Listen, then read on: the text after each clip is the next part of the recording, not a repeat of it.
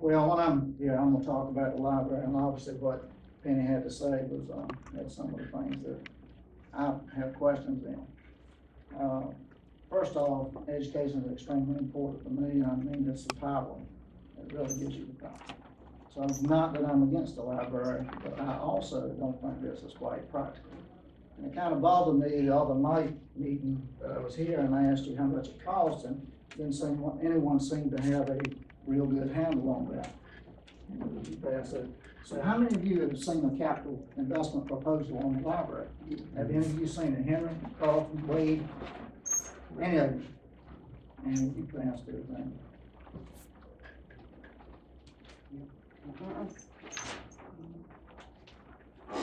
So anyhow, I just threw some things together, and I'm gleaning some of these numbers out of the paper that Cal wrote. So I took 3.5% interest rate on the capital cost, $1.2 million. The interest on that on a 20-year note, which is on the second line, is $470,000 or $739. So the total cost of this building is $1.67, or either $1.939.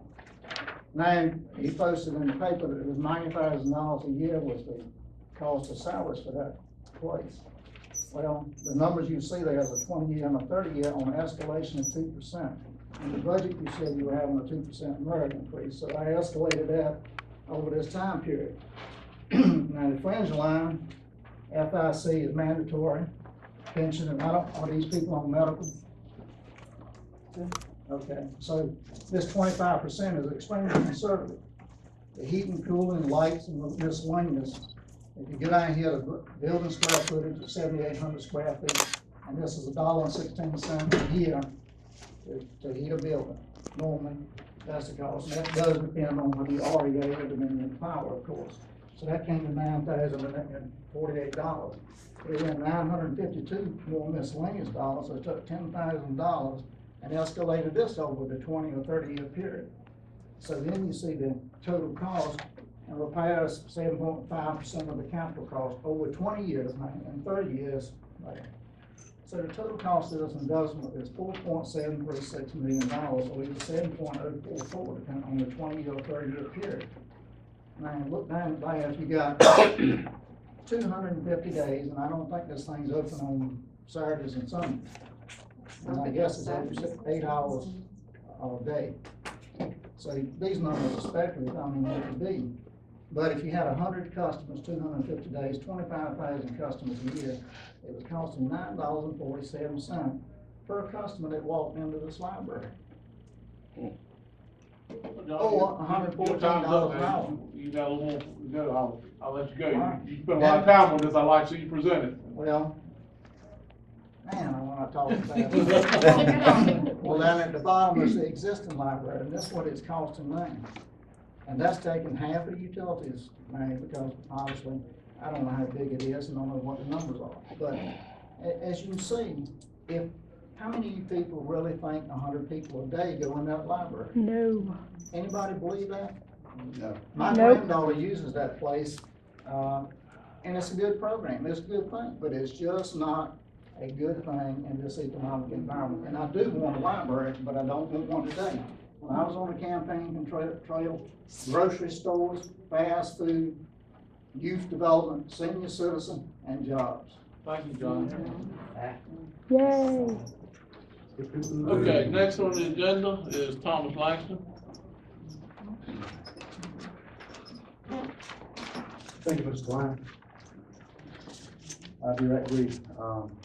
What I'm here for today, I would actually give a comment from commissioners, at least by next month. What that is, we have talked before about this room. It's just too small now for the people. I think we should consider taking out that wall right there to expand it over, because I don't think Mr. Brown needs as much space that he needs for the future. But so far, we have a problem with the place is growing and nowhere to sit people. It's bad that people have to come and stand in the hallway because they have nowhere to sit. And I don't think that's good hospitality for the county to be offering citizens. So get back with them. Thank you very much. Yay. Okay, the next one on our list is Milton Carter. Carter. Yes, Hey, sir. Milton. All right, how are you, sir?